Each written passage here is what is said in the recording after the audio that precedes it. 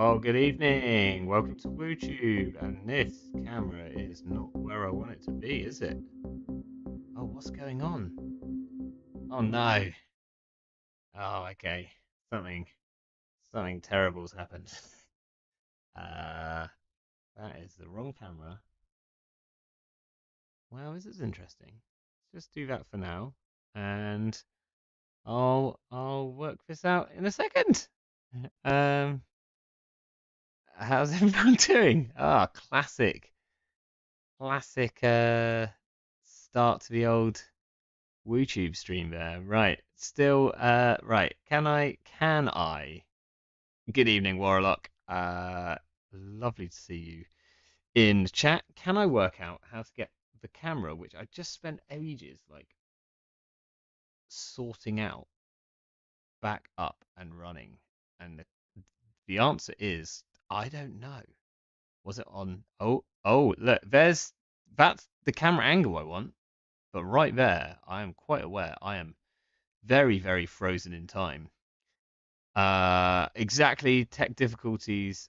So what if I deactivate this and then I reactivate this? Oh, okay, yeah, there we go. That's like more like what I was after, I think. We'll go with that. Um, Perfectly seamless start there to the stream as per usual. Marvelous.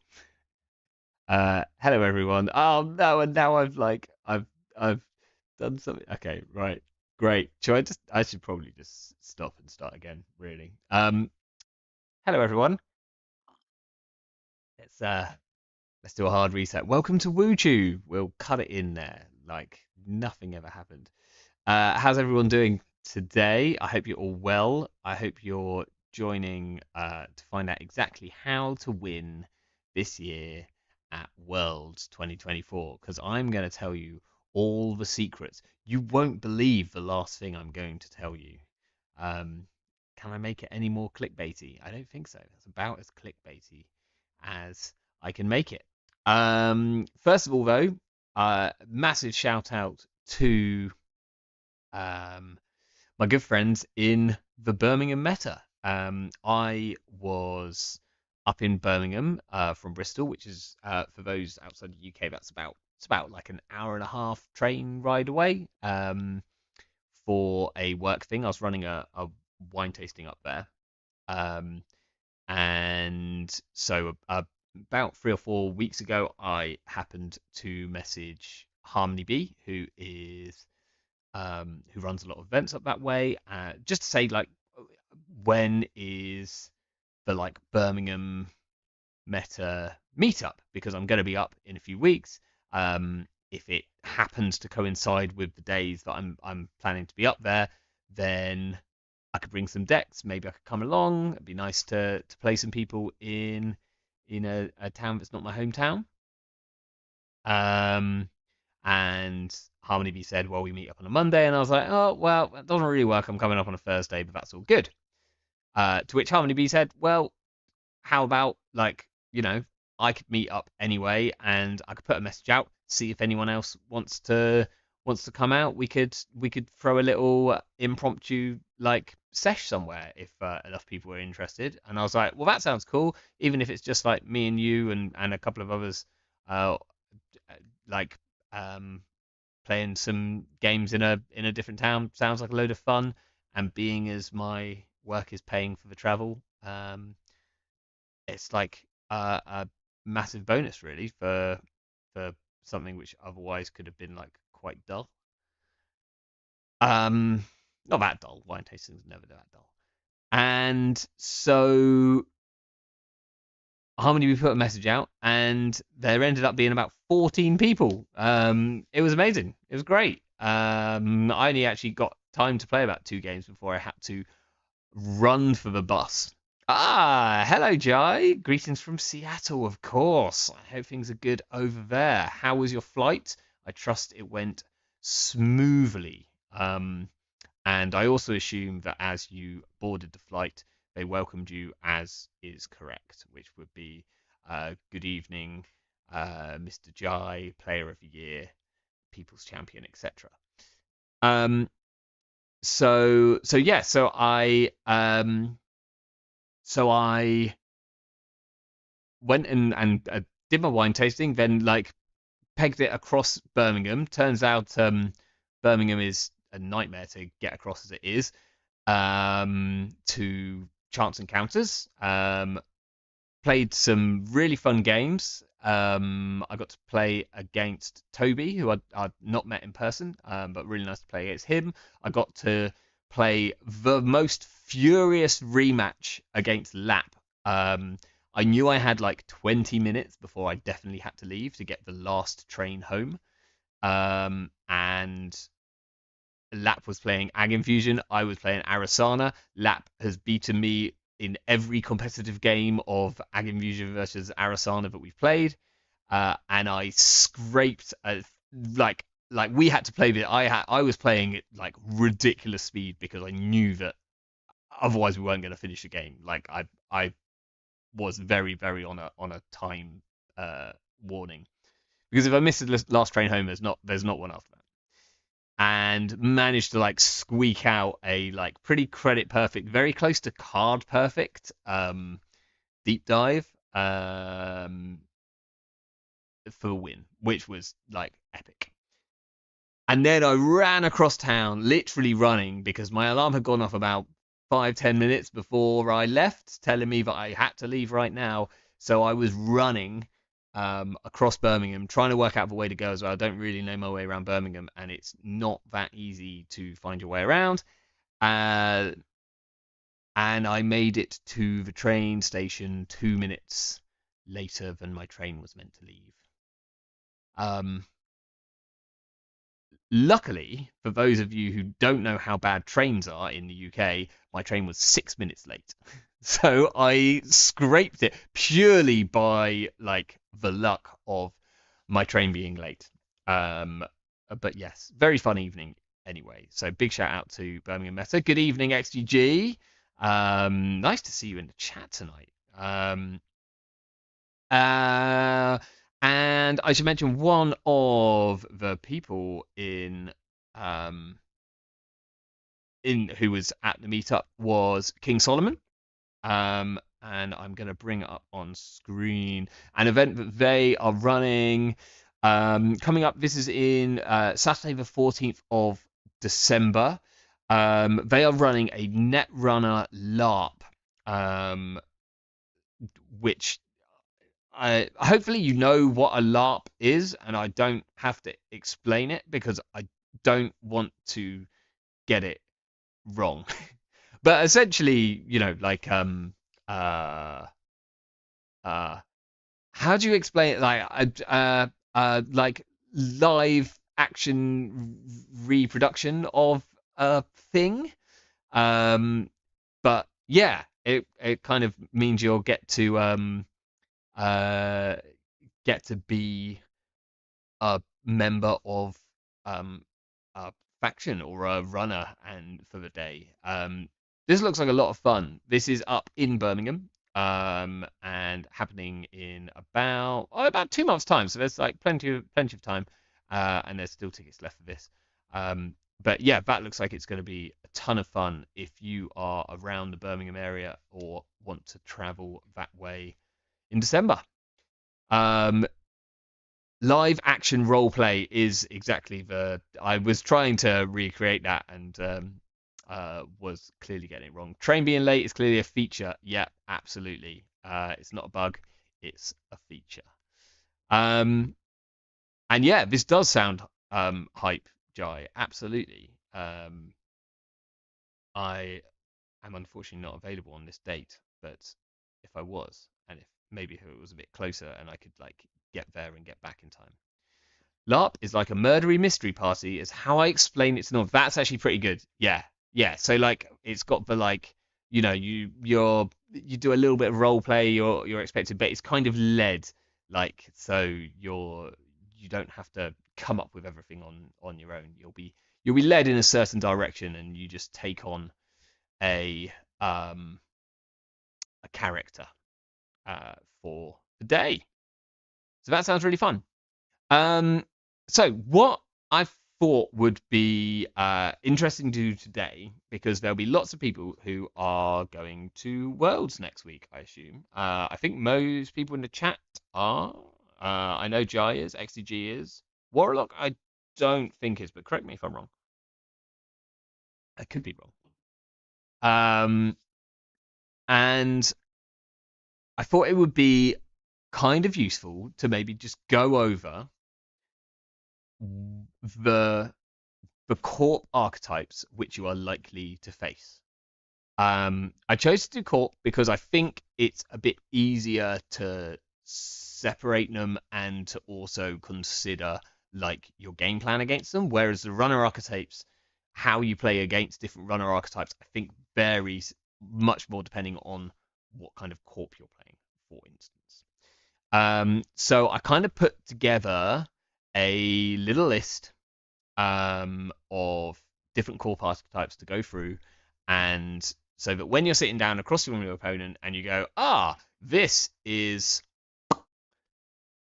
this ID and it's got maybe this many cards, or they're playing like this particular card, what should I possibly be thinking about in terms of, what will I be sitting across from? Warlock's sitting this one out. The FOMO is killing me, and I'll complain about missing out beans until the season ends. Very good.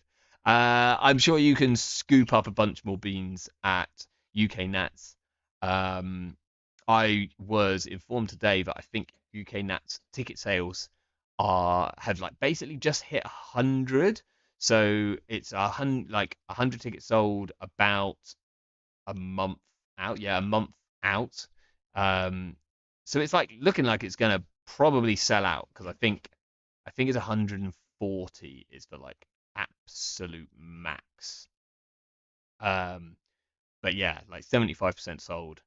So there'll be a lot of beans to gain from that one, I think, based on the numbers. Also shout out. I noticed today that Nikki 3.0 posted their deck lists. For those that aren't aware, Nikki 3.0 managed to make it to let's start part one first. Every single date of the regional tours. So the UK regionals, they made all six.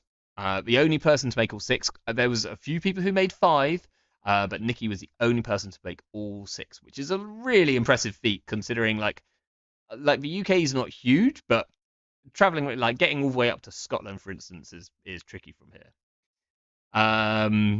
Actually saying that it's now like 400 players, knowing how late Netrunner players buy tickets. Yeah, for sure. Funnily enough, for regional season, we had a lot of people buying tickets in advance, and I started it off early with some like additional benefits for buying UK regionals tickets. If you like bought a ticket in advance, you got entered into raffles and things like that. And then the regionals started selling out, and it's amazing how much easier it is to sell tickets when the threat of them just selling out is gone. Actually say that's 4 hours of combined travel time. Yeah, probably just that. It's about 4 hours to get to Scotland. More, it's like probably if you drive to Scotland, then it's like 12-hour drive there. I think Nicky flew up, but he might have driven. Yeah, just you can just walk it. Actually, you can just walk around the regionals. Just do it in a big walking trip. But Nicky posted his lists. their list, sorry, and yeah, they were playing like the same with a few cards swapped in and out here and there. They were playing this ASA group list, which had wage workers and biotic, and I have lost to this list, like fast advancing out an Ikawa, with I think uh I think it was biotic, greasing the palm, and an audacity, and then like a plus the wage workers clicks. It was like pretty nuts. What if I have a horse carriage? Well, then I'd suggest that you like are maybe watching the wrong films about Britain, and you think that this is still like a Victorian tale, and you're going to have a butler called Jeeves. Um, so yeah, Nikki was playing Asa and Sable. One thing that you find out about Nikki very quickly when you play them a lot, and I play against Nikki a lot because we're from the same meta, is that Nikki loves clicks. They love just having loads of clicks. So playing like Asa with wage workers and biotics, and playing Sable with deep dives makes a lot of sense.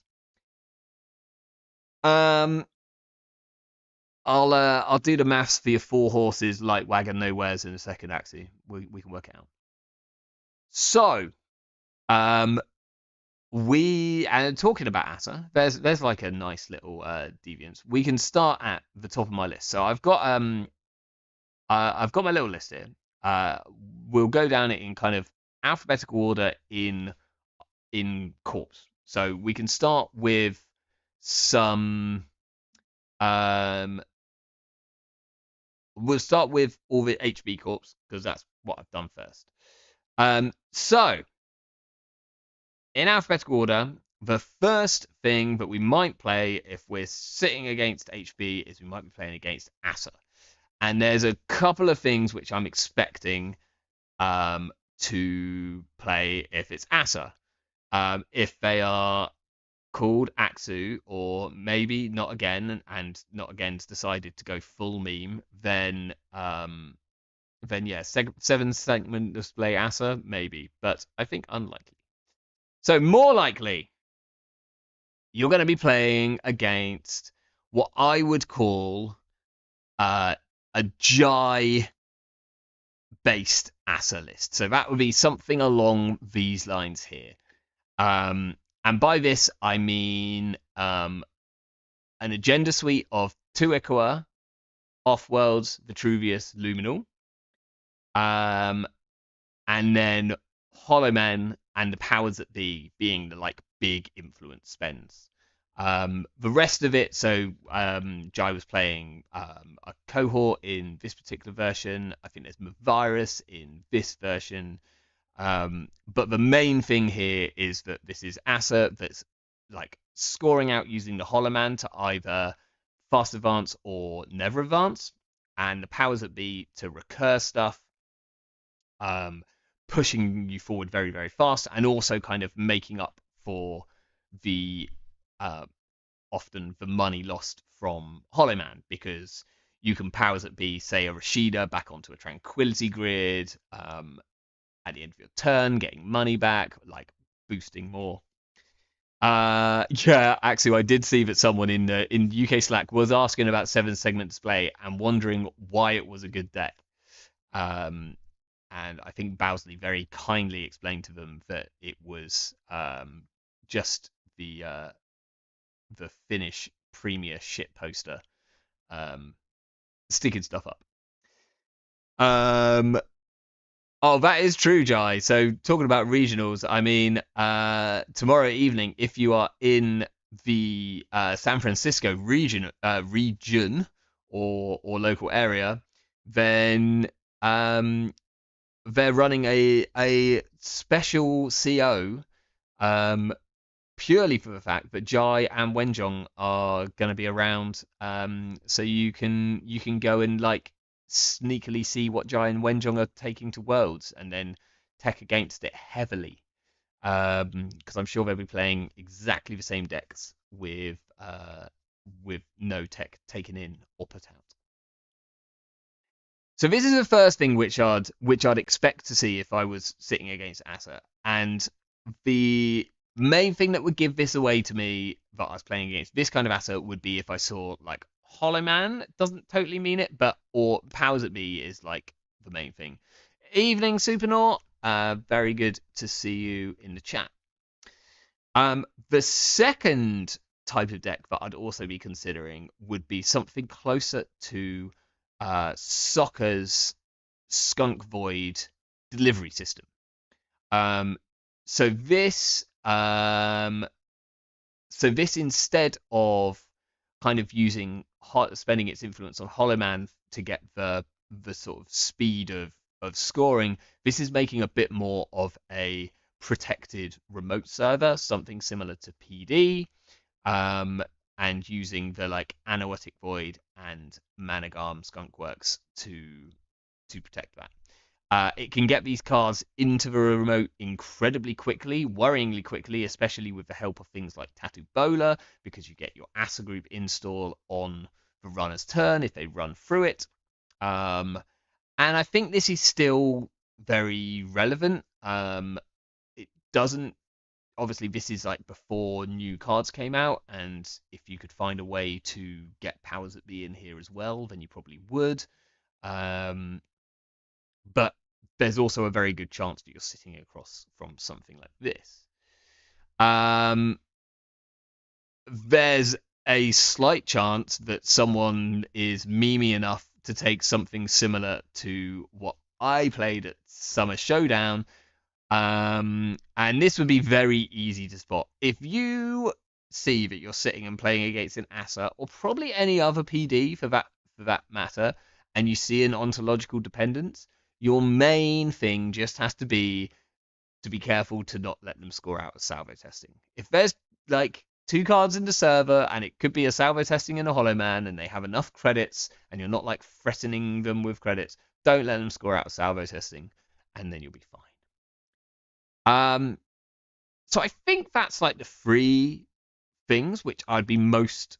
I mean, it's really I wouldn't actually be scared about salvation. I would be scared about like Asa style, Jai style Asa and soccer style Asa. And quickly like working out which of those it is probably kind of quite hard because essentially the only real cards which are different here are they playing Hollow Man? Are they playing Anoetic Void? Um, and in both instances, Pinhole is pretty useful. I think it's more important in the Anoetic Void like matchup, or if you have access to something like a Light the Fire. Whereas the Hollow Man version can be kept poor enough if you can put enough pressure. Okay, next in line is Architects of Tomorrow. If you are sitting across from Architects of Tomorrow, what are you going to be facing? And the answer is, I'm not quite sure. But there's two things I'll be worried about. One, there's a fast advance Architects of Tomorrow list, which is I've seen a fair bit in JNet Casuals, which just kind of can afford to just ice up centrals and then just fast advance out with biotics and big deals. It's quite hard to keep it poor as well because obviously it like you kind of don't keep it poor by forcing them to res ice. So it's tricky. Um, Something like a well-timed doof is probably going to get that. Or like big HQ multi-access. Because it's going to tend to sort of flood up a little bit as fast advanced decks do. So that's what you're kind of concentrating on there. And if they're just icing centrals and like gaining loads of money, and if they're playing interesting things like if they're splashing money on events that give money, like Hands Eye Review or the green one, pay 10, gain 15. then I'd expect that. And the other thing, if they start building a remote and jamming stuff in it, then the one thing you've got to worry about is that they might be on Stegodon. Because you don't want them to score a Stegodon. Like, we haven't really seen these decks very much, but they can be super toxic if they get Stegodon up, because Stegodon in Architects of Tomorrow is horrible. So just don't let them score a Stegodon, and you'll be right in the second instance. Okay, then we move on to PD. Now, for the biggest time, there was literally just one deck here, but now we've got to consider two things. So you're either playing, probably, and I was meant to start with this as a kind of as an asterisk. Obviously, people are gonna bring like spicy stuff which we've never seen. They're gonna bring brews which they've been like building in preparation for Worlds. They're gonna add and take away add additional things. So this is by no means a complete list, and you should expect the unexpected at Worlds 100%. But PD, I think you can be like 40% sure that you're playing against one of these decks, and 40% sure you're playing against one of the other version of this deck. So they're either probably going to be on a shoot the moon style PD. You'll know this pretty quickly, not by them playing a Your Digital Life, because that's just kind of okay in PD anyway. But if you see either Midnight Free Arcologies or you see red level clearance, like especially if they just play a red level clearance turn one, then you can be pretty sure this is shooting the moon PD. You need to keep them poor enough that they can't big deal out, and just try and stop them scoring that early Midnight Free Arcology. Be aware that there are slightly different variations. So this is Man in the Moon's original list. We've seen versions like Friedan's Hub for Life, which switched to 3 copies of Ichor Project and 1 superconducting hub, which is actually a little bit trickier to win with deep dives against. So like I could see this actually being like quite a good option there, because there's far less agendas which you can steal off a deep dive. Like it's quite hard to steal an Ichor and another card off a deep dive. Can do it, but it's not easy.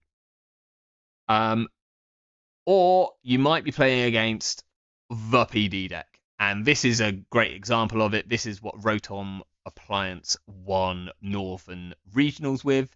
This is basically the same PD deck, which has been going around since PD was PD, with like 1 card changing either way. Yeah, Rotom's on 2 Bran here, and I kind of agree with it. He's got an Eli, and I think Eli is just perfectly fine right now in a meta where you might be playing against like Ice Destruction. Possibly you don't want to be rezzing like 6 cost ice. Eli will do what you want, like will do what Bran does most of the time, but for free credits. Yeah, it's a classic Supernaut. I mean, this is always going to be, it's a deck which does well if it draws well, and if it draws well, then runner is doomed. Like there isn't many decks which can just wheel out faster. If it goes off world into Luminal into Ichor, then you're absolutely boned. So they're the 2 PD decks which I'd expect. PD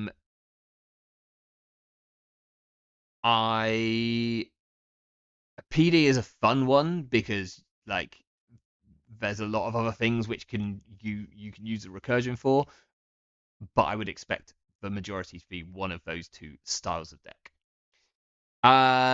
Next up, we've got Mirror Morph. So if you're sitting across from Mirror Morph, I would be worried about, or I'd be trying to work out, and I think it's very quick, hopefully, to work out what you're playing against. And it's either something that's known, or because Mirror Morph is like loved by deck builders, especially like on the more janky side, I would be fully open to the fact that this could just be who knows what. Like there's a lot of unexplored Mirror Morph technology which came out particularly in RWR,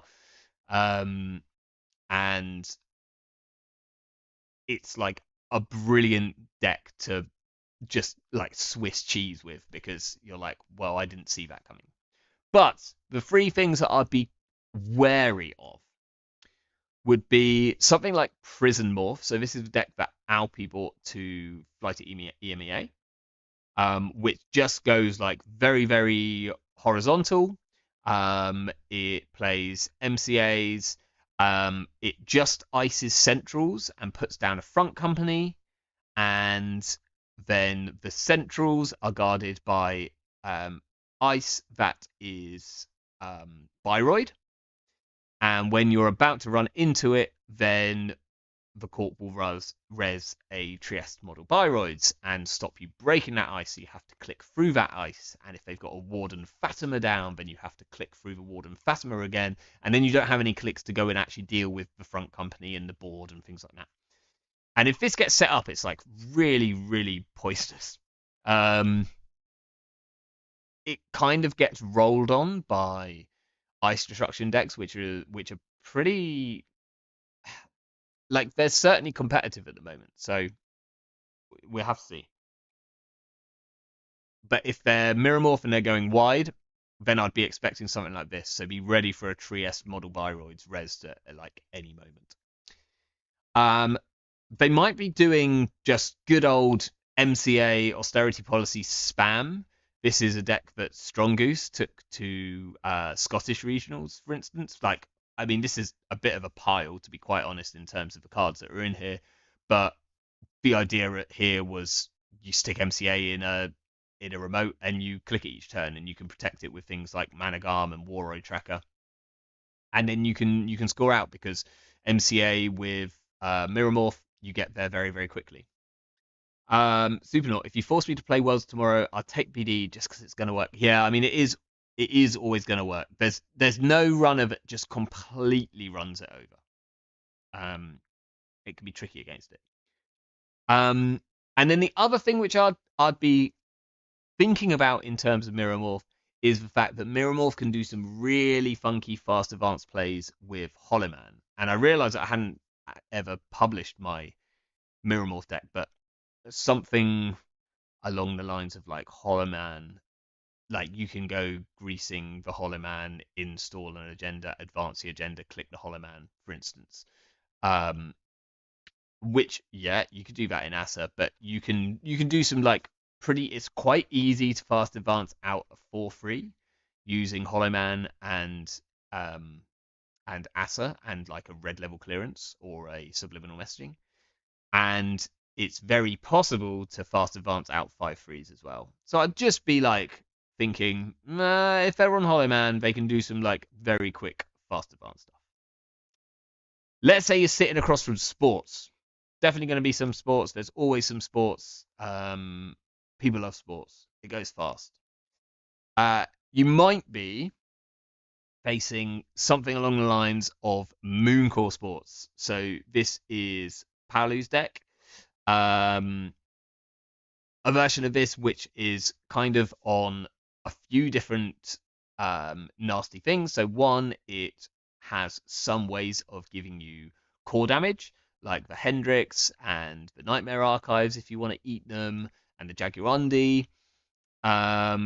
And that means that it can score out onto logicals. It's also on moon pools, which is a very mean way of scoring out in any deck which has a lot of draw and is happy to put agendas in the bin. And this deck is very happy to just put agendas in the bin because it will put them in there with Nightmare Archives. So it could be something along these lines. Like as soon as you see a moon pool, then you're kind of aware of what you're playing against, I think, in a deck along these lines. Also, if you come across things like Giordano Memorial Field, and if you do, or if you're playing against like a sports metal deck with Nightmare Archive or any kind of negative points, like the barrier that gives you negative points, just be aware that Giordano Memorial Field is still a card. Maybe hold a pinpole back or something like that to deal with it. You might be playing against a version of like a Veruca Sports style deck. This is Koga's deck from Milano, which is essentially kind of like an asset spam style sports deck, with Amani Senai being the big like punishment card for either stealing or letting you score agendas. Um, Amani really depends on what you're playing as to how effective it is as a card, but it can be obviously incredibly brutal if you've just overextended and spent too much money installing something big. Let's imagine your kit and you've decided to spark out a Lobosome and you've left yourself on like 2 credits, and then the corpse scores out like a Hyperloop and bounces it back to hand. And you could just be on uh, something very similar to this, just like a classic Blame Changer esque. It's going to play Audacities and Biotic Labors and be able to fast advance out very, very cheaply. It can be on like Wage Workers with Greasing the Palm and Red Level, which allows it to kind of do a lot of very easy fast advance tricks. It can just jam in a remote because like if you go and score the Hyperloop, it's good for the Corp, and if the Corp scores it, it's good for the Corp. But these decks just want to like score out quickly in 4 scores, preferably like back to back to back, and can do it. Um, and then there's also this kind of combination. So this is Curse's deck, which I lost to because I can't do maths at Northern Regionals, which has got um, a bit of Audacity, and it's also got the Hollow Man. And we haven't really seen Hollow Man in the other Sports Metal decks, but it makes a ton of sense in Sports Metal because it is a fast advance option, and it's a fast advance option which gets even better if you can use it as a never advance option. Um, so kind of lots of things to think about, but I think from like the first 2 or 3 turns, you tend to get an idea of what the sports metal is doing. Is it trying to jam in a remote? Is it just looking to spam out and fast advance? Is it maybe looking to try and feed you like negative points? Okay. Then we have 2 HB identities left, or yeah, factions left. One is Fule, and I'm sure there's plenty of Fule decks out there, but I think the one competitive deck, if you sit across from Fule, you should be expecting to play against a version of Bath Fule. Um, Especially if the person sitting opposite you happens to be called Santa or Man in the Moon. Um, but these decks have proven to be very, very competitive. And even when you know what they're trying to do and you are actively trying to avoid it, they can still just steal like wins kind of out of nowhere. Um, I think kind of knowing like running the board is quite tricky. You do want to kind of try and find the gaslights, because if you get rid of the gaslights, that's really good for you. If they have a gaslight on board, then you're in like a lot of trouble. Eventually, you probably do have to get rid of the MCAs, especially now that these decks are playing Orbital Superiority, because it just adds another way of them giving you a tag, or potentially doing damage. Um, and but the rest of the board, like sometimes you can keep these ones like really, really poor, and if you keep them super poor, then that's fine. But they don't need a huge amount of money. Um, so you really need to be able to like completely destroy their entire board for that to happen. And you need to do that without running into too many Hendricks. Um, Cupulation is like really good against this deck, I've found. Like if you can cupulate the single end of the line, oh, that feels good. Um, Unfortunately, putting it in the bin is normally not quite enough, but it does help. And just always be aware of like public trail into the end of the line. Like that's how I died turn 2 at EMEA, and It can very easily happen, especially because you sometimes just suddenly steal an agenda you weren't at a time you weren't expecting to. Like maybe you're just checking HQ or something like that. Oh, I've stolen an agenda. I've just paid 2 credits and a click, and now I don't have the rest of my turn, and now I'm under 8 credits, and I don't have chance to like draw up or anything else.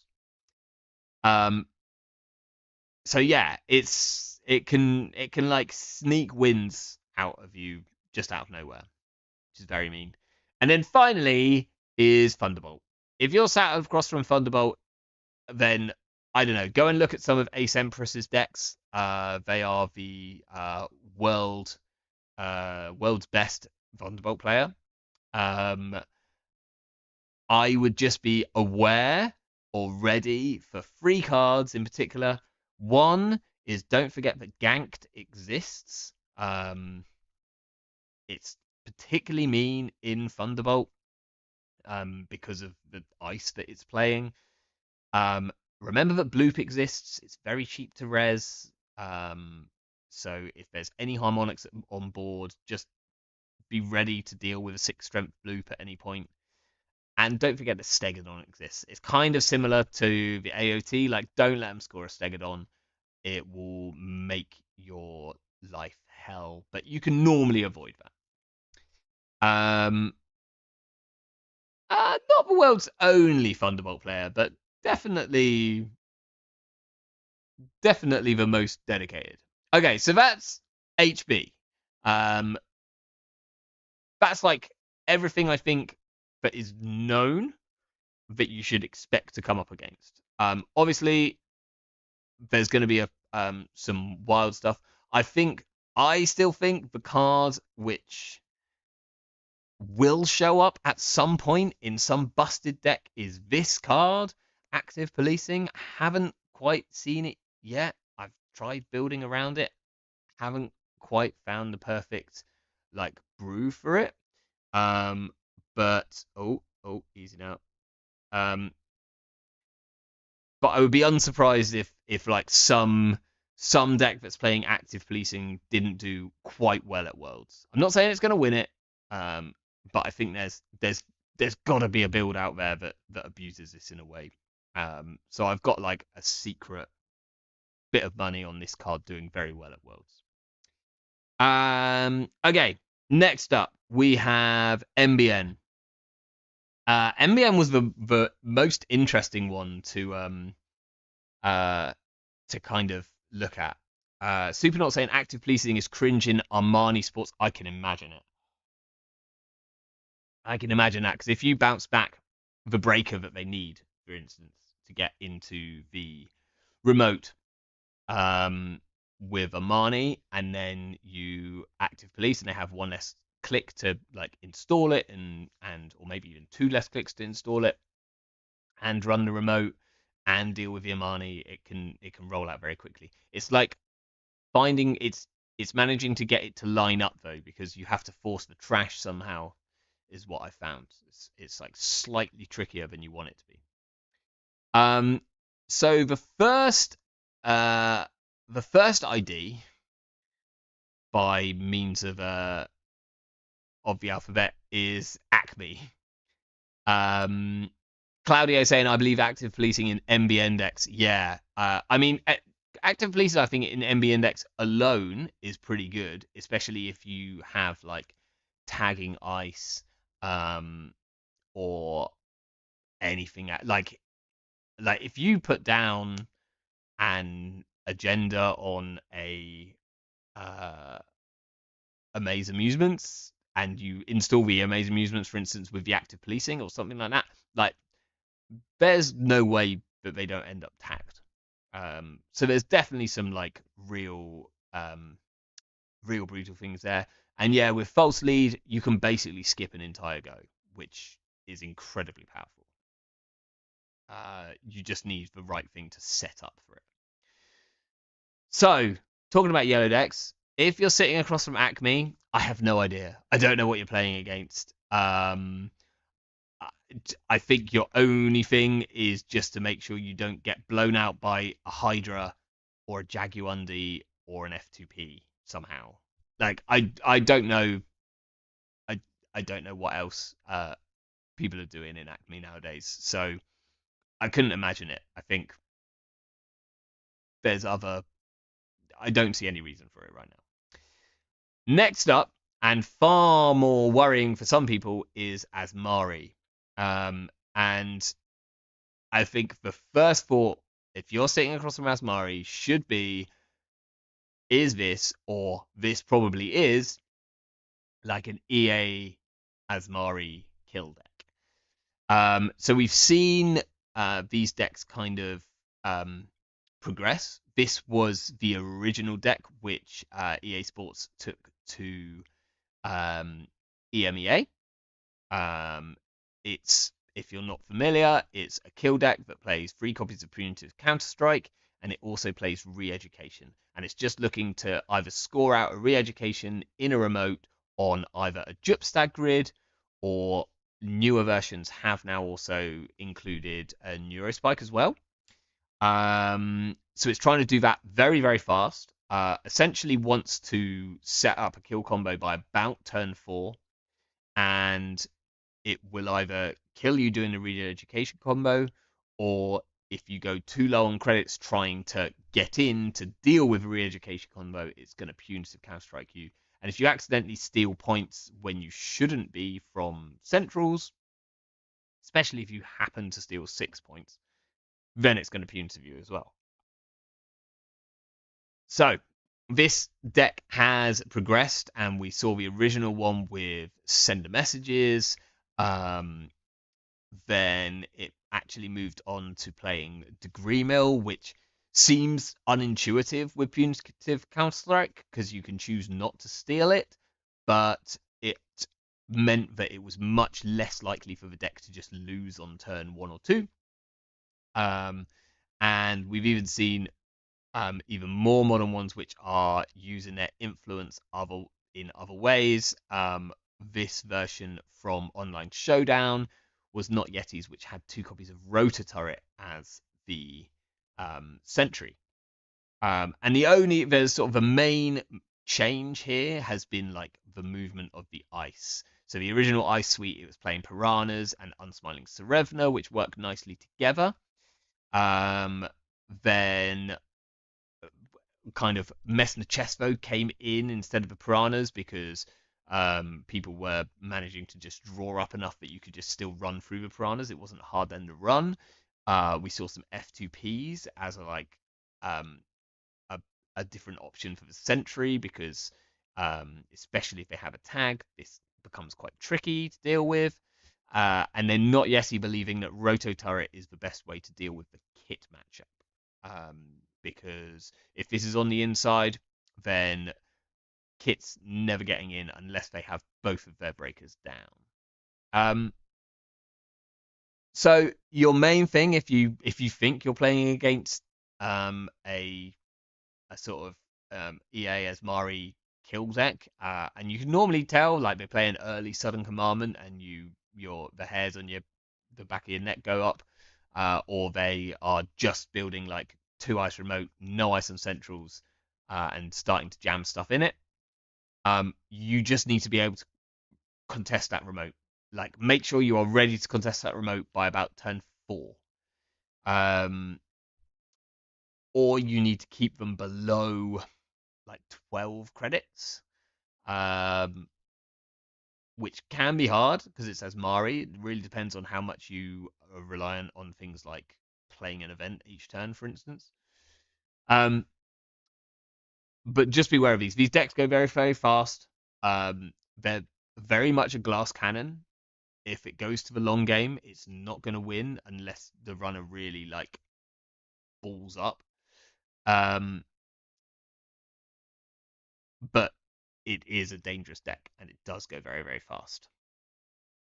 The other thing I would be slightly worried about is there are some fast advance Asmari decks around, and I think this isn't the deck which exactly I'm thinking of, but it has a lot of the cards in which I remember seeing in the deck that I am thinking of, and that is it plays red level clearance and moon pool to fast advance out king makings, putting a superconducting hub on them. And like this particular version doesn't have Mavirus, but I think it could play Mavirus and probably would be if it was going to Worlds. Um, I could see a version of this like swinging around Swiss because it might just feed off people who are trying to like make sure they're not dying to like Asmari kill, and suddenly they're like, oh, you scored like 4 points and it's turn 3. Um, so that's the other thing that I'd be just cautious of. Um, if you start to see something you expect it's not kill. Obviously, like there could still be decks on just Asmari Glacier, but I think with no Bologna in the card pool, I don't see I don't see that being viable. But maybe there's like still 6 point Asmari Glacier out there somewhere. Okay, if I'm sitting across from Epiphany, I am pretty much expecting it to be doing one thing, and that is like a fast advance plan, um, in particular that uses Stoke the Embers and the Hollow Man and restores. Um, and these decks go like scarily fast. If like they can fast advance out when you really think, oh, you don't have enough things on board or to be able to fast advance out or enough money. Um, this deck goes like kind of hard when it gets set up. So I don't think it's great, but it's just worth being aware of. Um, Open Forum is incredibly powerful in the deck, and should be trashed. The Powers of Me should obviously be trashed. And then if you've got like a copulation or an imp or something, then getting rid of the restores is is super valuable. And then deal with the Hollow Man men as soon as you see them. But don't think that just bidding them is going to be enough, because the restores are going to bring them back. Always expect this deck to be playing 3 copies of Messner Chesto, because it's the best thing that the deck can do with the Stoke the Embers counter after it scores it. Yeah, it's just like that's what I'll be expecting if I'm sat across from Epiphany. You might be playing against GameNet. Don't know what's happening if you are. No idea, I'm afraid. The one thing that I would expect is 3 copies of Endless Eula, I guess, and probably some F2Ps. I don't know why someone would be playing GameNet right now, so I'd actually probably be a little bit worried if they were. Maybe they need 17 influence for something, and NEH didn't make sense. You might be playing across from R plus. Less likely in the US than it is if you're over here for UK Nats, because the UK, particularly like at a high level, UK loves R plus. But if you're sitting across from R plus, then you're probably either playing like an R plus kill deck. This is Two Nose deck from Aldershot. It's pretty mean. It can play Behold like without really losing tempo, which is a good card. This one's on Snare as well, so it really punishes you just for checking the table everywhere. Especially if it scored a false lead, because you can just run at any point and end up tagged.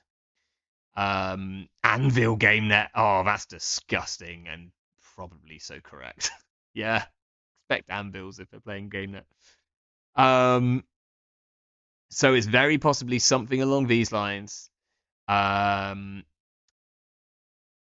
I think that's what I'd most likely be expecting. The other thing is that there are some scary ice. So if they don't start going horizontal, then I would very much be wary of Hammer, which is like a really good card in R plus. Um, and maybe they're doing something a little bit like what Kikai was doing here at Bristol Regionals with like Feroses, um, and like tree lines, and just playing like some of the nastier ice kind of options.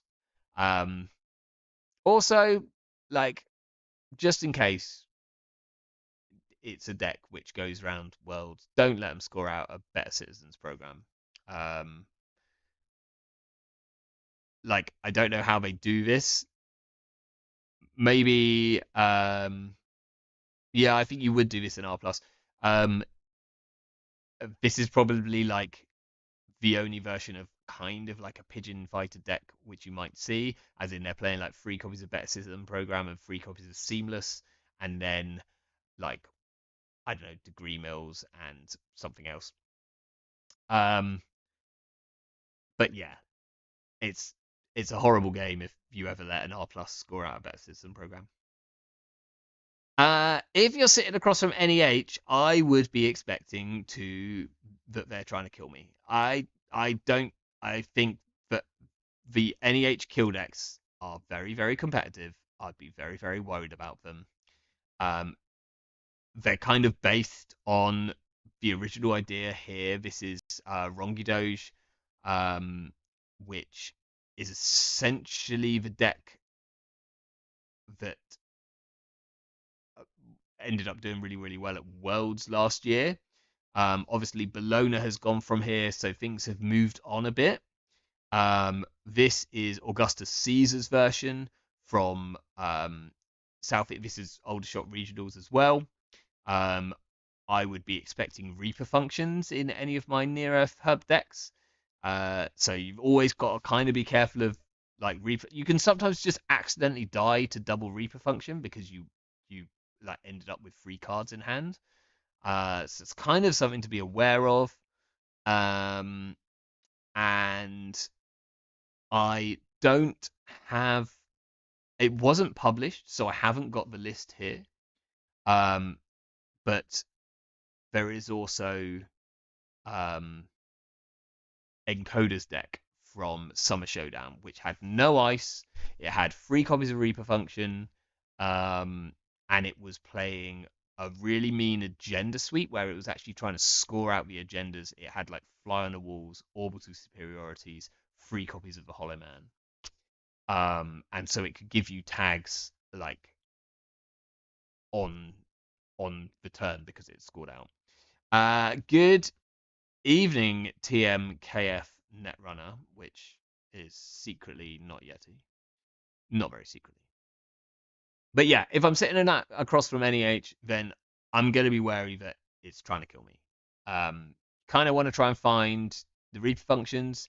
You kind of want to try and not find the Beholds and the Checker Scions. And you want to win before it can win. Okay, if you're sitting across from a Pravdivos deck, um, then your best thing to do is to very quickly like Google. I mean, you're not allowed to do this, so don't actually do this. Um, but go and look up Gaston's decks. They've been like really like putting a lot of work into Pravdivos and having some decent showings with it. The cards which I'd be like aware of in particular are Hearts and Minds, which is incredibly powerful in Pravdivos. Don't let Hearts and Minds sit on the board, or you are in a lot of trouble. Um, Vladgrid, there's probably 3 Vladgrid in every single Pravdivos deck, and it's something that kind of has to be got rid of. And if they're on Vladgrid, there's a chance that they're also on Business as Usual, which can be very mean alongside it. And then you just need to be careful of Checkers Scion. Um, one of one of the best things you can do if you think that it's a Checkers Scion deck is not run the assets first. Like make a run somewhere else first. Run HQ or run R&D or run an asset that you know what it is and see where they put the counter. Because then at least they can't sort of trick you into like running something which you didn't think would have a counter and it suddenly does. And in terms of ice, it's another deck where I'm just always expecting to see 3 copies of Mester Chesto in every single Pravdivos deck. And there's probably also going to be some number of either tree lines or log jams or both. Um, London says that they're not going to Worlds, so Worlds is safe from Better Citizen Program. We shall see, London. We shall see. Um, okay, so that's all of MBN, which is kind of interesting because, like, obviously the Bologna hit was pretty good, um, but or not good, but pretty big for the faction. But there's still some very, very rude MBN decks out there, and I think performing much higher than people were expecting after the Bologna ban. Yeah, true. Actually, Supernaut, we do have the next World's Champion in chat. Okay, what if you're sitting across from Jinteki? So the first one in the letter is Atea, and that's a tricky one because it's quite hard to really know what you might be up against. I mean, there's some like really obvious signs, but it's usually like maybe a tiny bit too late by the time you see some of them. So the first thing I'll be expecting is something like Council's list, just because it's a very recent list. People probably saw it, might have got excited about it. They might be bringing it to Worlds. It did very well for Council. I found it incredibly hard to play, but I trust Council deck building, so like this definitely is gonna do some stuff. Um, Getting like a 10 strength surveyor is pretty big, and that's something that this deck can do. Um, you obviously might be up against some kind of uh timely public release, seamless launch, like trickery. Um, Andre like showcased this deck the other day on his channel, uh, in a hilariously bad game. In terms of like, it went incredibly bad for Andre and Pat, but was like one hell of a watch. And they actually, oh wow, I won't spoil it for you. But yeah, um, it was very interesting to see. But just be aware of the like whole icon TPR out a piece of ice, put an agenda in the server, and then seamless launch it the next turn. Um, because it can chain out pretty quickly doing that way. You might it might be some kind of Hollow Man nonsense, which again is like probably best done with TPR, but also has the bonus that Hollow Man allows you to score out bacterials instead of just 4/2s. And then the other thing that you just want to be, and this one's much easier to know what you're dealing with, is you might be facing kind of something like Soccer Played, like TV Tear, which was Audacities and Moon Pools. And I think this deck is still fun. I was playing it a lot last week. I didn't think that it was quite strong enough. The ice is not quite right. Um, but yeah, it's like it can definitely still do nonsense if you're not careful and you're not like pressuring it enough. Janet has been serving me up some really funny draws as of late. 7 turns of draws, one agenda. Oof, rude. Um, okay, what about if you're sitting across Ag Infusion? And Ag Infusion is probably in one of the best spots that it's been in. I guess like when healing was legal, then Ag Infusion was probably at the top that it's ever been. I think. But I think Ag Infusions right now can be quite handily, maybe even easily split up by their agenda suite. Um, So basically, what I mean by that is, are they playing Sisyphus? Because I think it's Sisyphus Ag, or it's a more like quick scoring Ag. And Sisyphus Ag might be something along the lines of this deck by Council, which has one copy of Sisyphus, but it has a digital rights management to go and find it, and it has like plenty of draw because of Charlotte, and it's even got an attitude adjustment. Um, so it's planning to just score the Sisyphus at the correct time, or it might be an Ag Infusion or multiple copies of Sisyphus. And yeah, they do stack if it ever gets to that point. Um, and I think that maybe the easiest way to tell whether this might or might not be a Sisyphus deck is the code gate slot. If you only ever see like thimble rigs, then it's probably just a scoring ag, uh, using the something which I'm going to talk about in a second. If you see Vampirinasses, maybe even MICs is like a bit of a giveaway. Or you see any sentries which aren't just a Nancy or Sai Sentan, then I think you should be worried that they might be a Sisyphus build.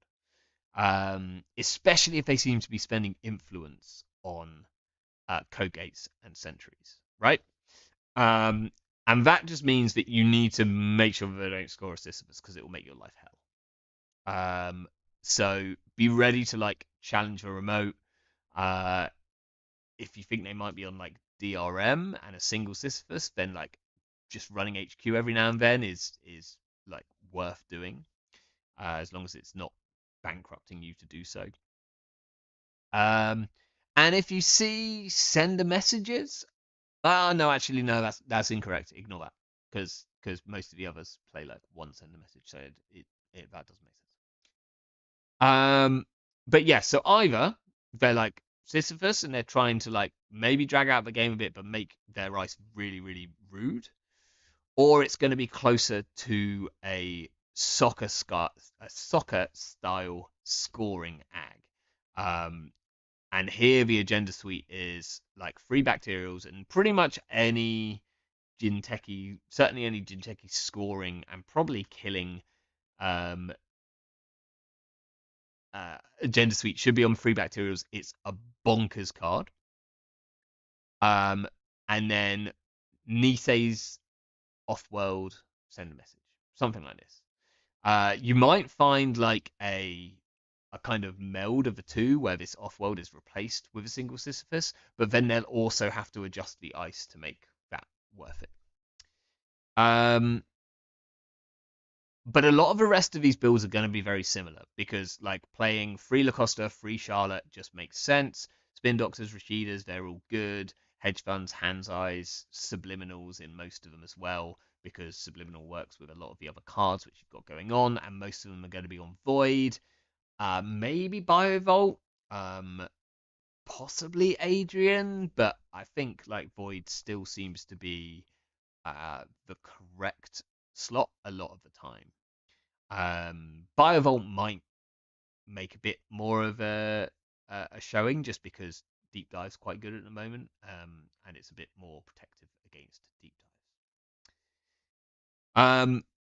So that's your main thing, and the main thing is just to be like ready to like challenge the remote, especially if you think they're scoring a Sisyphus. And it's you can normally tell because like it does have to be installed and advanced and on top of a Lacosta, or they're gonna have to cook it for a bit. Um, okay. Now, obviously, you might also just happen to run into something like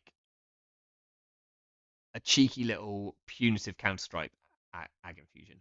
Still could be a thing. I haven't seen, obviously, like Augustus hasn't been playing punitive counterstrike Ag Infusion, so that's probably why I haven't seen it. But like, it's still possibly a deck there. Like, bacterial programming in archives is still a very, very strong punitive threat. Um, so there's still the slight chance that this is gonna decks like this, and this is the kind of deck which will do quite well in Swiss, um, because people aren't expecting the punitive.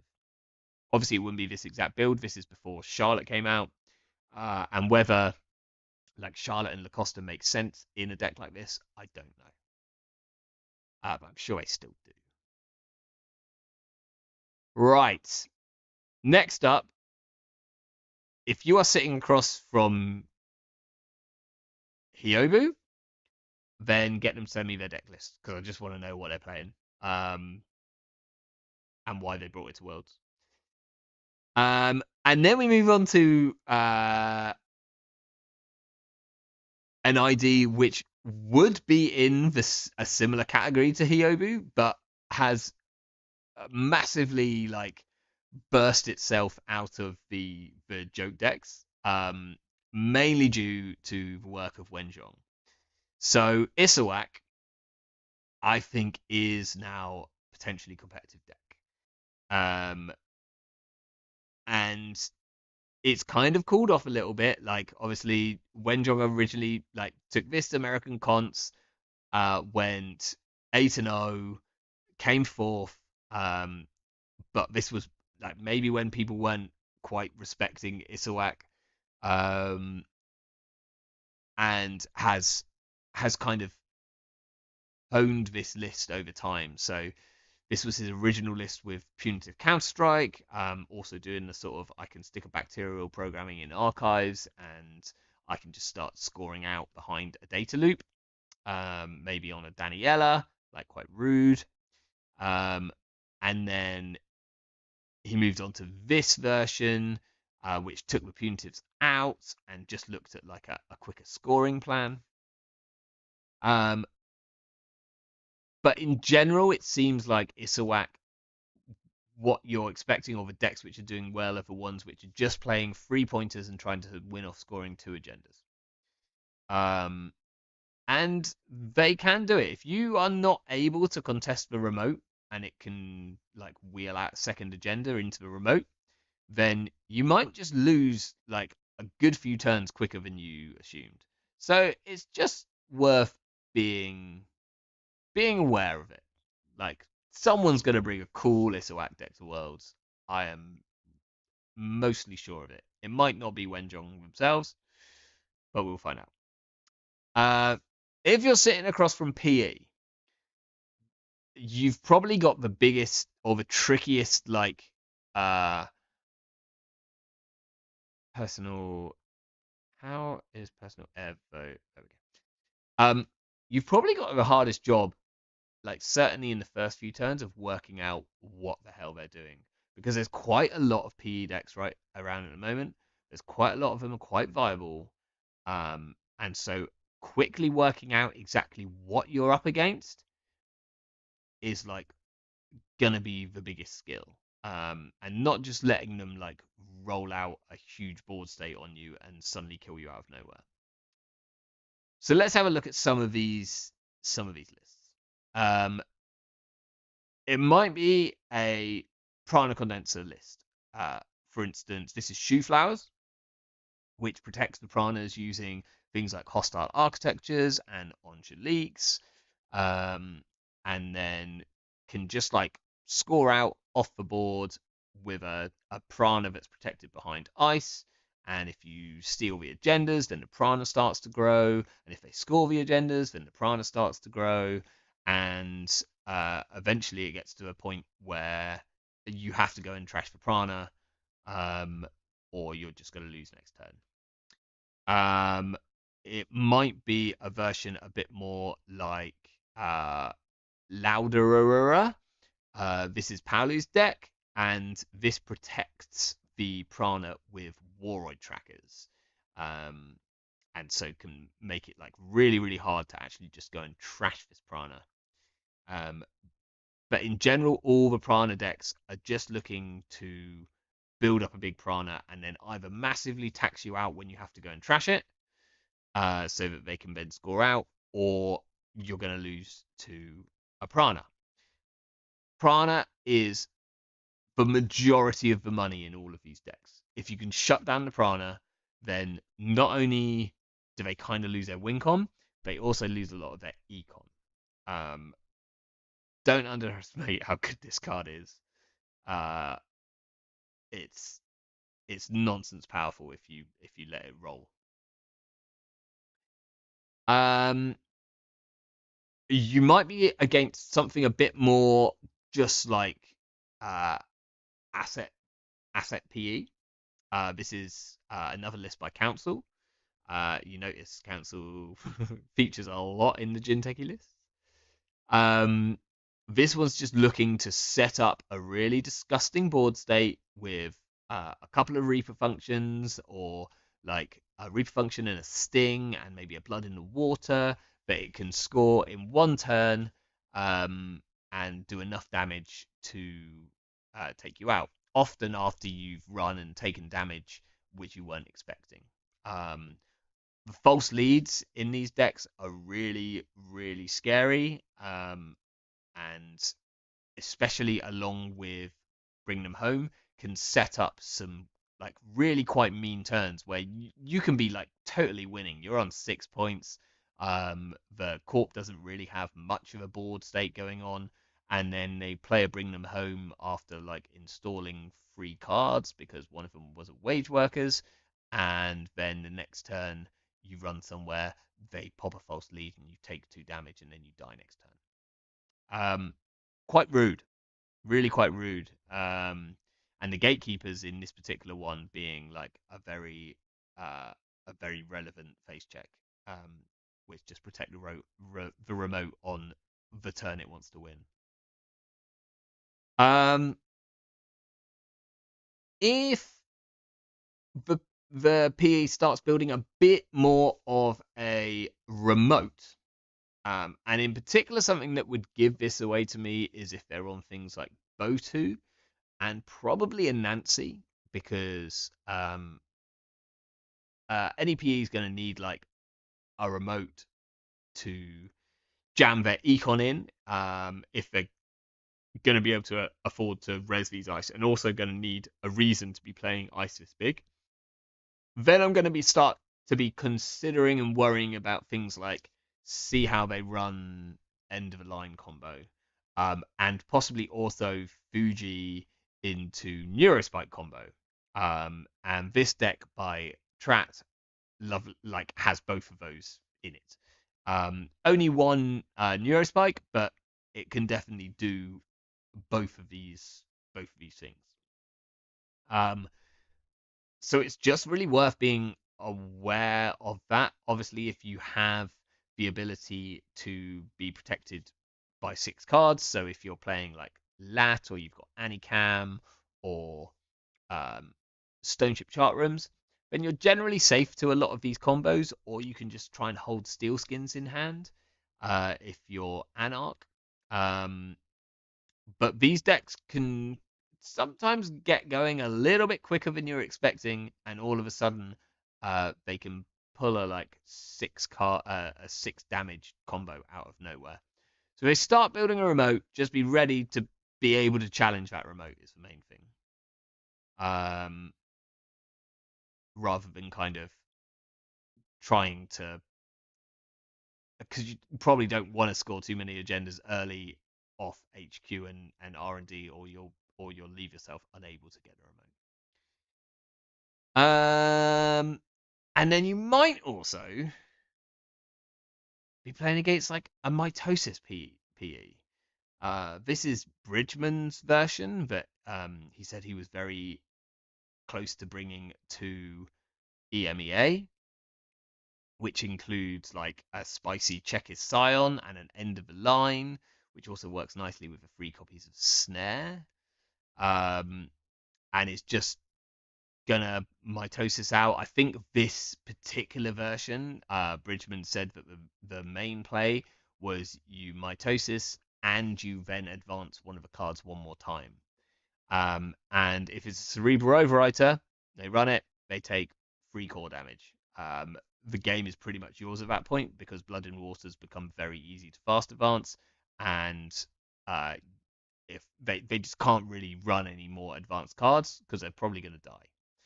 And if it's not Cerebral Overwriter, it might well be a Fuji asset retrieval, and then you can go advance, and play a Neurospike for a 6 card damage win. So it could be something like this, or something even more sort of classic. This is Jessica Marble's deck from Worlds last year, um, which did incredibly well. And I mean, it doesn't have any new cards in it, obviously. It's from last year, but like you could pretty much play this card for card. Maybe you add uh, a Charlotte or two instead, or as well as the NGO fronts. Um, but you could just pretty much play this deck, and it's probably still going to do really, really well. And it's just mitosis PE. It's very rude. It's very rude. Um, and then one last. Oh no, two more IDs you could be set up against in terms of Jinteki. One would be you're set up against Restoring Humanity, and I'd say if you're against Restoring Humanity, then 90% of the time you should be expecting to be against classic Punitive Counter-Strike RH. 3 copies of Regenesis, 3 back programmings, and a couple of Fujis. This is a deck which will still kill you because you accidentally ran when you shouldn't have. And the best way to take down this deck is to focus on the remote. Don't let them score that first Regenesis. Or challenge archives when you've got a way of protecting yourself against a 6 damage punitive. So that might be installing a class act or something along those lines, or having like an absolute ton of money, because RH isn't as rich as Mari, but the massive YDL that it gets to play after the bacterial really helps it out. Also, like mad dash against this deck is pretty sick. There's like just mad dashing archives, like randomly when there's about 4 or 5 face downs, or even just a couple of face downs, especially if there's a card in the remote. If they've just put a card in the remote and you've got a mad dash in hand, just mad dash archives. Like it's totally worth it, because then they at least can't feed you 6 points. Hopefully you've got enough money to deal with double punitive at that point. So this is what I'd be expecting. There's a slight chance you run into something like this. This is Seb K's deck from American Nats, or American Continentals, which was a deck which was on Sisyphus Protocol, and it scored the Sisyphus Protocols out using like Regenesis and a Hollow Man. Actually, asking, would you rather run archives against IG or RH? I mean, right now against IG any day, because there's no archives poison, right? Does RH not do the Hollow Man and archives thing anymore? Funny you should say that, Celestial Spark. I assume you probably wrote that just before I brought this list up. I haven't seen anyone playing this list for a while, but like it's definitely still a thing. And even if it's not doing this with Sisyphus Protocol, then it might be doing something like this. But like losing the punitives or the YDLs is like quite painful for the deck. So it's a bit of a like Swiss cheese deck. I don't think Seb will mind me saying that. Because once the runner knows that they can just run archives and they don't have to worry about punitive, then they will do that a lot. But it's still something to be aware of. So if like there's a ton of upgrades going on archives or something along those ones, then this is what I'd be thinking about. Jeff, you're like I've already gone through most of like how to win worlds. You're gonna have to rewind and go back, but I'm just going over like all of the corp archetypes which you're likely to run into. Um, because it's a good thing to have in mind when you're sat across from other people. Um, Also, your best way of winning worlds would be for you to just like enter yourself as winning because you're probably running it, I imagine. Um, so I think you're already winning at worlds by doing that. Um, and then, funnily enough, I was going to say like there's no other RH things that I'd be worried about or thinking about. Um, However, whilst doing like my research for this, I did come up against up. I did find this deck which Hello posted, and they played this deck twice, like, or they've posted two different versions of this deck, and I haven't seen this at all. But it did well in Nottingham. It did well in one of the other regionals as well. Uh, and I just it hasn't seemed to I might have just missed it when it was published or something. It's not a deck which I recognize at all. Um, but it's potentially quite mean.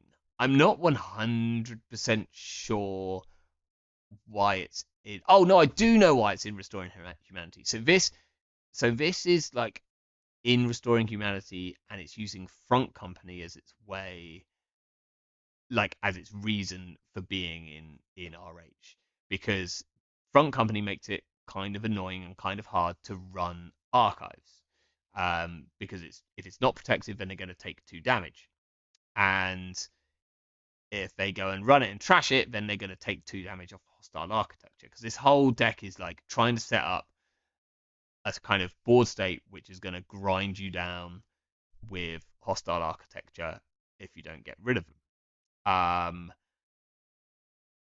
And then it's playing like Hearts and Minds, which is like a busted powerful card if it sits on the table.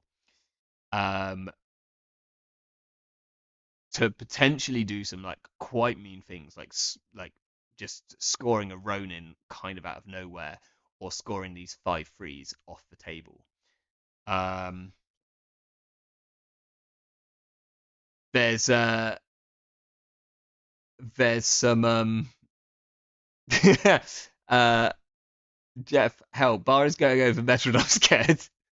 Uh, yeah, your best way, Jeff's best way of helping you, Jai, is letting you volunteer instead of playing. Um, I think the meta's fun at the moment, but there we go. Maybe that's just me. I like weird, janky metas. And then the last ID that you might come up against in Jinteki anyway is my beloved Saraswati. Obviously, it might just be like a trap deck, um, which is quite boring. But the only card which I'd say to be very, very aware of in Saraswati is that it is an incredibly good place to put 3 copies of Hearts and Minds. So just be ready for some like absolute nonsense. Um, I got asked to beat up someone with my Asa, except they did it on their phone and got an autocorrect on Asa. Yeah. Hopefully by someone who you knew, um, who you knew what they meant. Or maybe it was Cat. Okay, right, we're on to Wayland. So I'm sure you can remember everything that we've been through so far. Wayland potentially, I don't know, is it the most interesting? Unsure. But there's a few particularly spicy things here. So the first thing, alphabetically in Wayland, is you might be sat across from Earth Station, and I think if you're sat across from Earth Station, let me just close some tabs so that I don't have 10 gajillion open at one time. The first thing I'll be worried about uh, is something along the lines of Ryan Bantwin's Earth Station deck from French Nats. I would certainly be expecting free Christian Grid, and I think Christian Grid is actually pretty strong right now. So like it's a good reason to play it. Um, I would be worried if I'd be worried that they could get an Embolus up and running, and if it is this version and it scores out a Transport Monopoly, then good luck with like doing anything which requires successful runs. If you want to try and win off a deep, sorry, if you want to try and win like off a deep dive against this deck, you have to be able to like deep dive like turn 4, um, or you are it's not happening. So you're then winning off singles. Um, so yeah, there was another Earth Station which did well at Summer Showdown, which I couldn't find. Which was actually only on one Transport Monopoly, and I think Transport Monopoly is potentially one of the rudest things here. But was spending influence on Seamless Launch, which could well be a good option. Um, you might be against Jemison. And if you are against Jemison, then the first thing that I want you to do after the game is ask them to send me their list because I just want to see what they're doing. Um, but the main things which I would expect fast advance. Jemison can fast advance out some really, really like in some nonsense ways right now. Don't forget that Oberth Protocol has not rotated. It is still a card. It's a card which you can do silly Jemison stuff with, and it's a card which you can res for free if you score an eminent. Which normally isn't the thing that you want to do. You normally want to like res it to get the Jemison trigger, but just getting one on the table with an eminent if you've already got like 2 archers on the board is not a bad thing. Is this first wine? Yeah, it's like the second glass. I had one earlier. For those playing along at home, it's a natural German white blend. It's all right. It's a little bit too funky. The acidity is a tiny bit too high, um, but it's okay. It's like completely natural, so I won't have a hangover tomorrow. Um, and then the main thing I'd expect, if there's any Jemison deck playing right now, it's probably playing 3 copies of Archer at a minimum 2 and Eminent Domains. So just be ready for that. I did a buff with Eminent in Ob. It works well. Yeah. I was chatting with Donald at one time about adding Oberth into Ob. Nuvem. If you're playing against Nuvem, then like maybe it may be punitive. Like probably just be ready for punitive. Um, any rosé wine recommendations? Yeah, drink a different wine. Um, I would be aware of a couple of other things, including Trojan Horse. Let's pull these up, just in case people aren't familiar.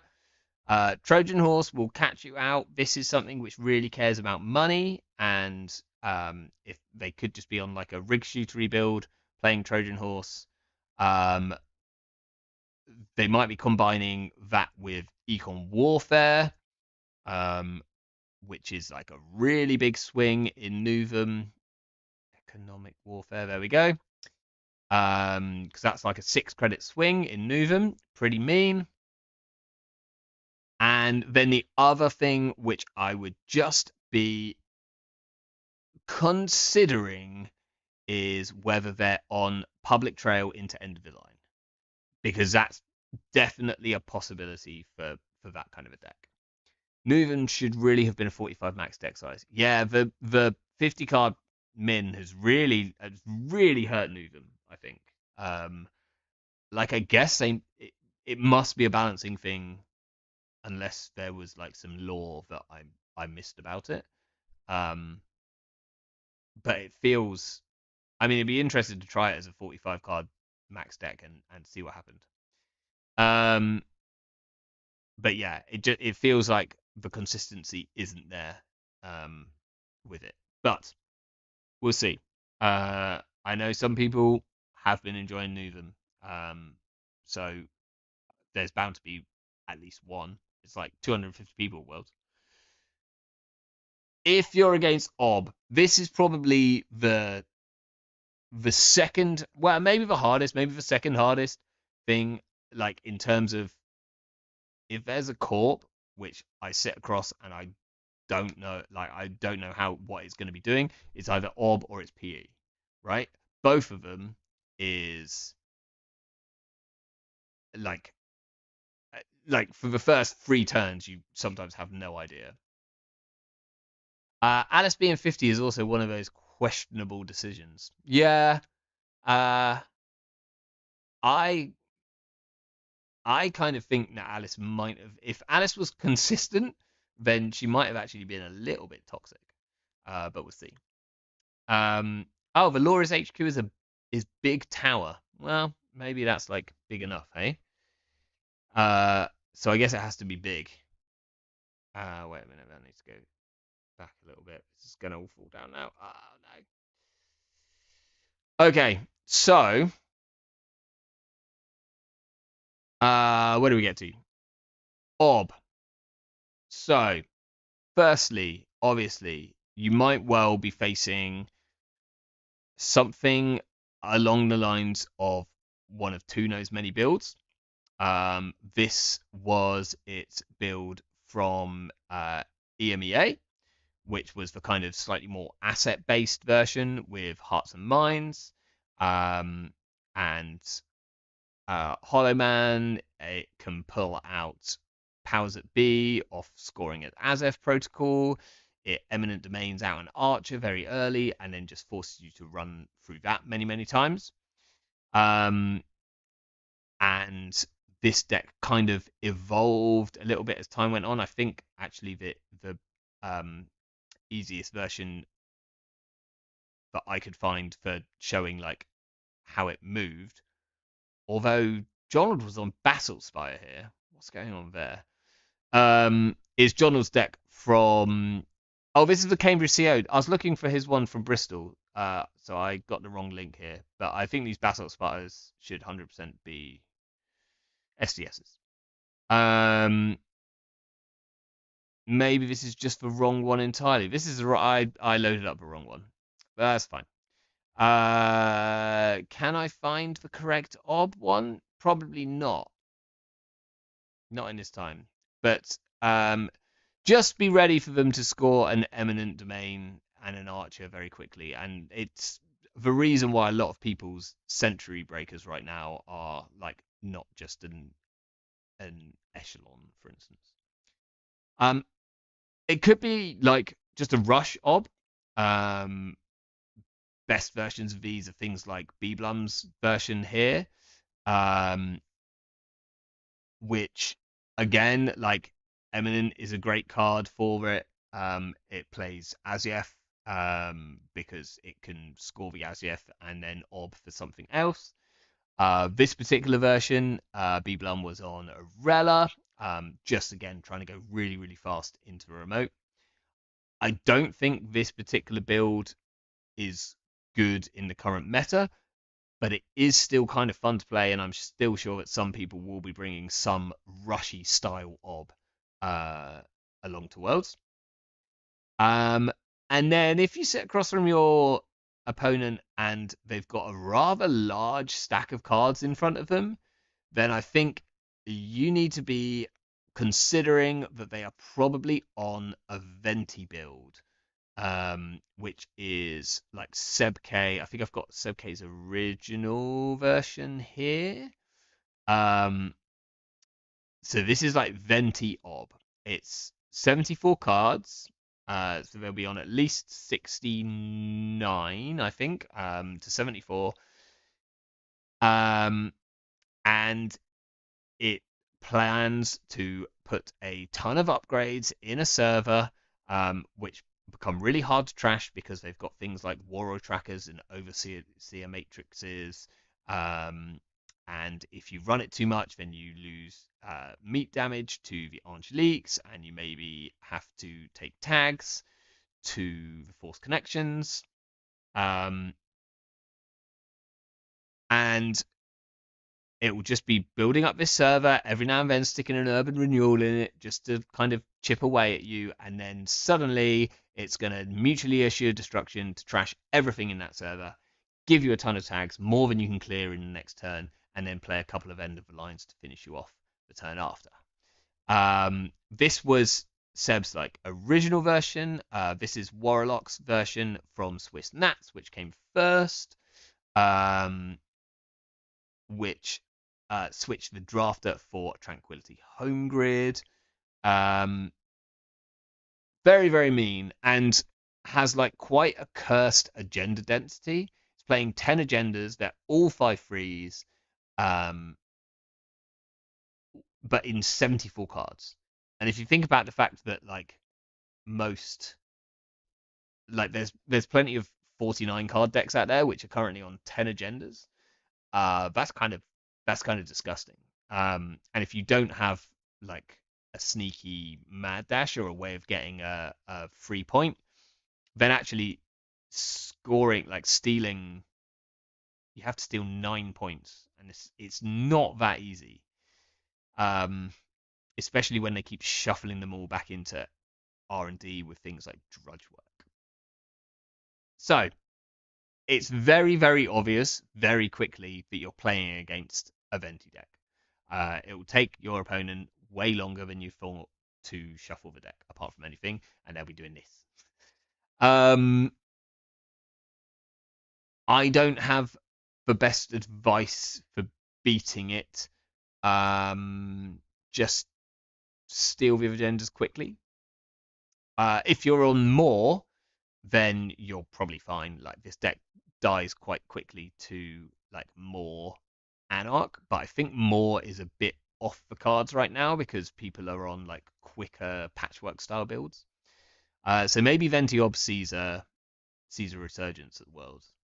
And then the last version of Ob that we know about, definitely. Well, there's probably an asset Ob out there. Like I haven't seen it recently, but um, there very well could still be like an asset Ob which sets up with like hostile architecture. Sorry, excuse me, hostile architectures. Um, there's obviously always combo Ob. This is Ryan Bantwin's EMEA deck, which came second, which is kind of doing a very similar thing to Venti, but it's going to try and kill you in one turn, using Biotic, Wage Workers, um, Mutually Assured Destruction, and playing like two end of the lines, which it can do because of the extra Wage Workers click.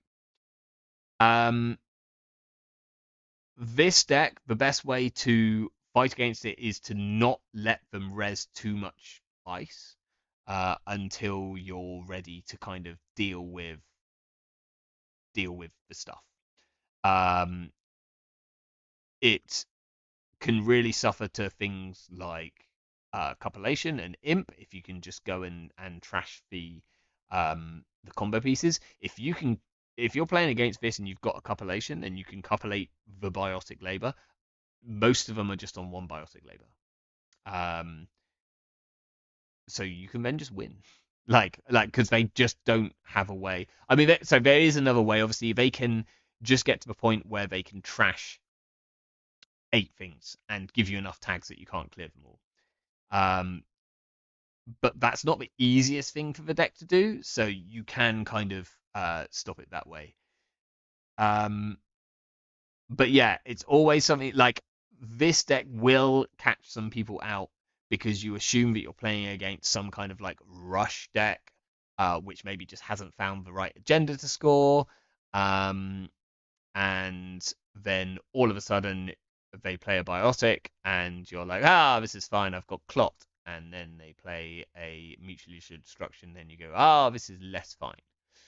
um so yeah, some like this one, I think if they're not like scoring out, if they're not pushing out an eminent domain very, very early in the game, and they haven't got like 74 cards, just be ready for the fact that it might be like combo kill.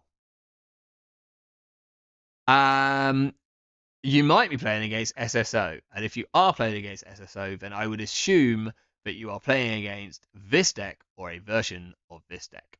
This is Lovelace's deck that um, that they took to World Showdown, and it actually did pretty well. Um, so yeah, like it's doing what you'd expect SSO to do. It's gonna play Neurospike and CityWorks Project, and that's about it. But yeah, there is apparently a current meta SSO deck, which is cool. Um, if you are facing the outfit, then you could be against a very rushy deck. This is Santa's deck from New Zealand Nationals, which was a 45 card outfit deck. So just cutting out as little as it could so it could get to the agendas quicker. And it's just looking to kind of never advance out a Basalt Spire like fairly early, and then score the rest of its points through fast advance, um, either through Audacity with Atlas, obviously Hostiles just straight from hand, Regulatory Capture straight from hand eventually. Um, so it could be this kind of like rushy style. And I think Hollow Man probably gives that away. Um, and should be fine as long as you can challenge the remote. Um, I'll forgive your son for the button mashing, Radish. Don't worry. Um, you probably still need to be aware of Lady Killer or a version of this deck, like outfit punitive Counter-Strike decks are probably still a thing. They can set up quite mean board states with a City Works behind a data loop on an Angelique, which can become very, very hard to steal. Um, so it's just something to like be a bit wary of. Whether this deck still looks like this, I doubt it somehow. Um, and I'd imagine data loop is like quite bad into like ice destruction metas, but still could be a thing. And then obviously you just want to be careful that you don't suddenly lose to a big deal, like big deal SDS. Oh, there goes my breaker. I'm a criminal and now I'm in trouble, kind of thing. The big deal outfits have like haven't really been seen for a while, and I'd imagine they're like pretty bad into lat, especially if lat's on compilation, but could still be a thing. And like a sudden big deal for an SDS can really swing things. Um, if you're sat across from building a better world, I probably can't help you. I don't know what you will be up against. Um,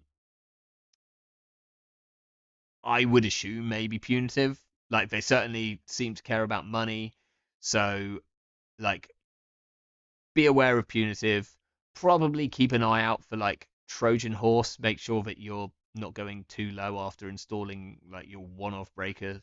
And then I would just always expect copies of blockchain, even though and like to be fair, Cleaver is less popular right now. So blockchain maybe actually becomes like relevant.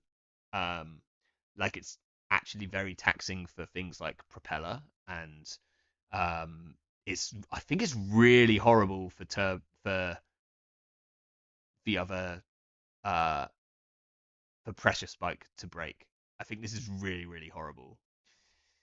Um, so I'd expect it to be on blockchain, and I'd also expect it to very probably be on corporate hospitality, because it's a really good corporate. I can't. Oh, there it is.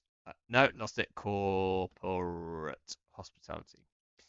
because this is a transaction and it is recursion and it's actually pretty good money and draw for building a better world. So they're the like cards which I'd expect to see. Try and trash this if you see it. Obviously, you're going to trash it if you see it and cost you one. And then finally, you might be sat across from Built to Last. And I'd say if you're sat across from Built to Last, assuming you're not sat across from Soccer, in which case I don't want to guess what he's playing, uh, you might well be playing something fairly similar to what Soccer was playing last year, because I don't think this has got any worse, and I think it's probably got better with some new additions. Like this kind of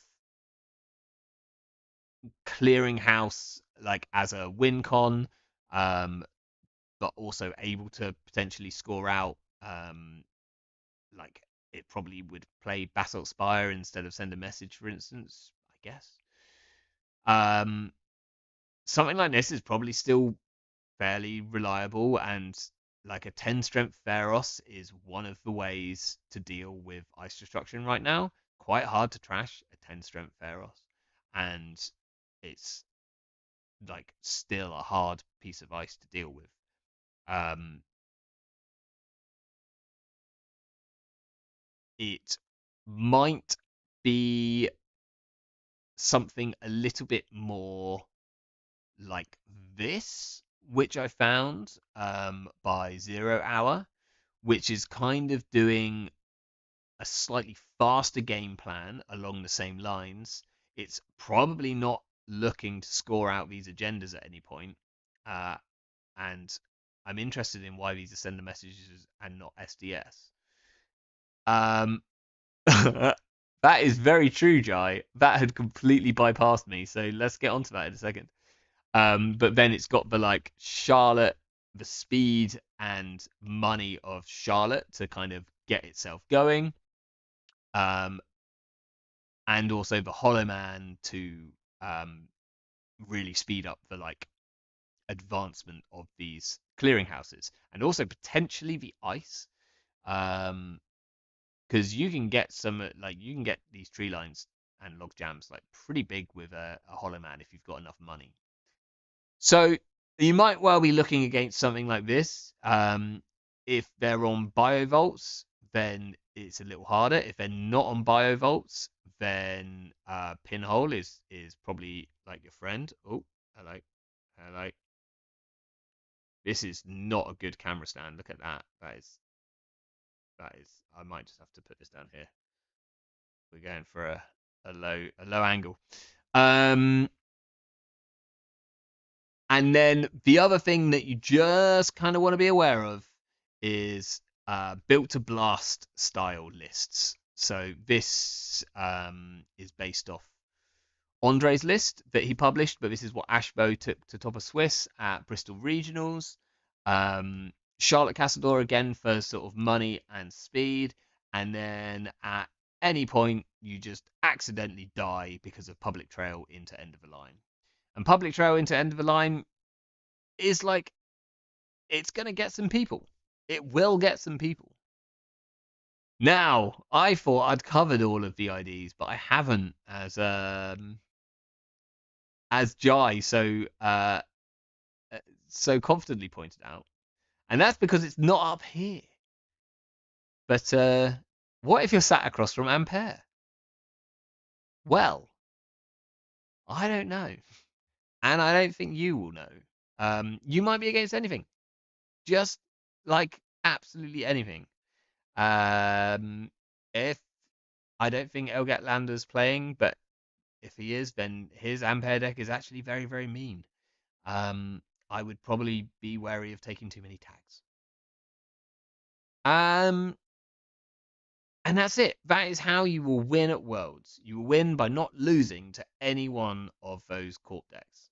I knew that I wouldn't have time to do Runner as well tonight, and I think Runner is a bit trickier anyway because like it's more about what your court deck is doing.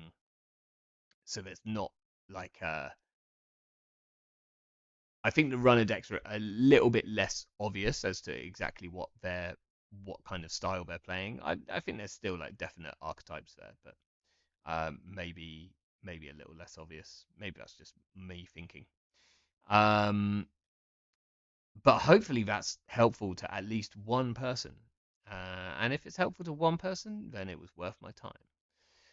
Um, Tell me what I missed, because I'm going to have missed something here. Stick it in the comments. Lambast me for forgetting like your favorite Mimi deck, or just the deck which like won several tournaments, which I completely bypassed for some reason, or didn't see when I was doing my like checkups. Next week, we'll probably get Jai on to do a like exit interview after he's won Worlds, I'd imagine. I'm sure that's probably my plan for next week. Jai, make sure you've got your calendar free for that. And other than that, uh, I've got a fun idea for a Pravdivos deck. Um, and if you haven't got tickets for UK Nationals yet, get tickets for UK Nationals because it's 75% sold out. Um, and if you're in the UK and in the Birmingham area for December, then here again are the details for the Netrunner LARP. And I've put the details in the show notes, and I've actually remembered to do it this time. So you should be able to get this link from the show notes there. It looks like it's going to be a very fun event. Other than that, thanks everyone for joining tonight. I hope that was useful. If it was, then let me know. If it wasn't, then also let me know. Because at the end of the day, it's all whatever good for the algorithm. That's what they say, right? Anyway, uh, if you're going to be at Worlds, good luck. Good luck to all of you. How does that work with luck? I'm not sure. But I'm sure you'll have a fantastic time. I'm going to be gutted that I'm not there. I'm going to be watching or at least listening to the stream and watching when I can. I'm really looking forward to particularly seeing the top cut in the finals. Thanks all for joining tonight. I will catch you later.